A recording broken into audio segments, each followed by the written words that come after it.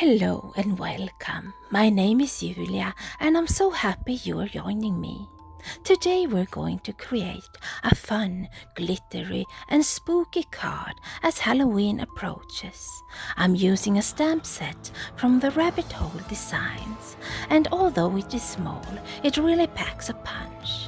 I stamped this grumpy pumpkin on watercolor paper with archival black ink, and I'm using my stamping platform in case I need to stamp twice to get a good impression. But an acrylic block does the job too, and I only needed to stamp once anyway. I'm coloring my pumpkin in Arteza real brush markers, which are water-based, and I'm using 4 shades from yellow, orange and red. Because they are water-based, I can color with the markers and then use a brush with water to move the color and blend them together. We start with the lightest yellow and blend it out with water. Then we fill in all the shadows with the 2 orange tones and use water to blend the colors. We then define the shadows and his face with a reddish brown and blend it out with water and some more orange, and leaving his face with a yellow highlight. I fill in the eyes and the top of the pumpkin with a yellow and a tad orange to shade.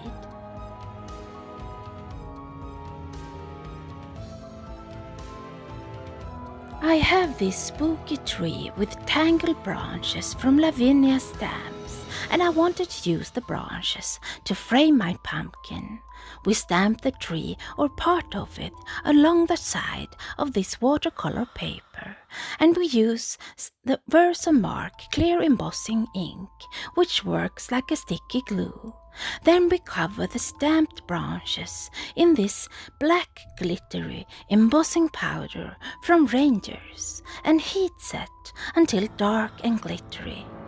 We repeat that procedure until I have a frame of tangled branches reaching for my pumpkin, and I love the glitter in the black embossing powder.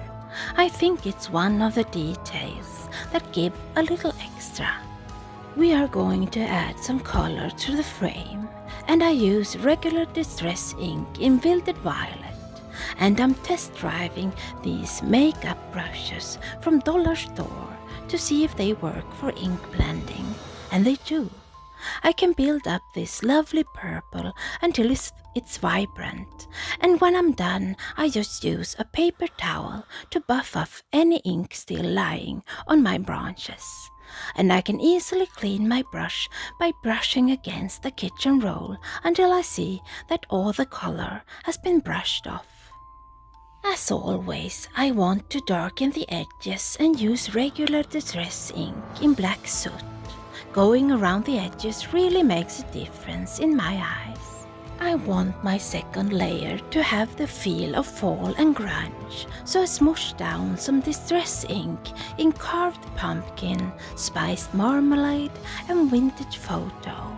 I spray the inks with water as well as the paper I'm using, and then I dab the paper and pick up color, dry it off with my heat tool and dab again, picking up those oranges and a little bit of brown. And when I dry between dabbing, I can layer the colors and get a lot of texture. As a happy accident, I had some Wilted Violet left on my worksheet, and I liked it, so I put some more down. I dab and dry until I'm happy with the colors.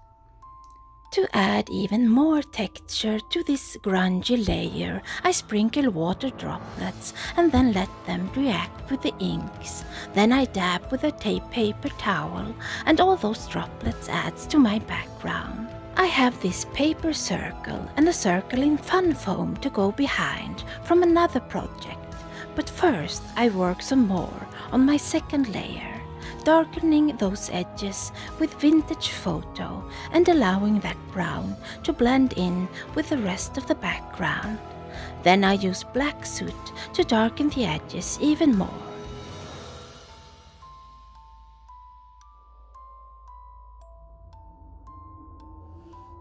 to the circle. I glue the paper circle on the fun foam, giving it dimension, and then I stamp my pumpkin again on the circle. I do this so I won't have to worry about all those flowers on his head. Now we can glue on my already colored pumpkin and still have all those flowers. But first, I fill in those flowers with the same yellow and orange as the pumpkin and glue my pumpkin on top of the one we just stamped. I want the white circle so my orange pumpkin won't get lost on that busy second layer. It's time to glue our layers together, and I glue our grungy texture layer on the frame with those sparkling branches. Then I glue down the circle with our pumpkin.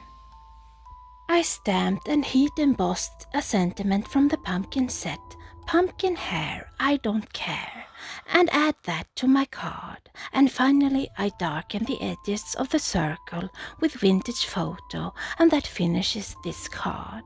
I hope you had as much fun as I had, and that you will pop by soon again. Until the next time, goodbye for now.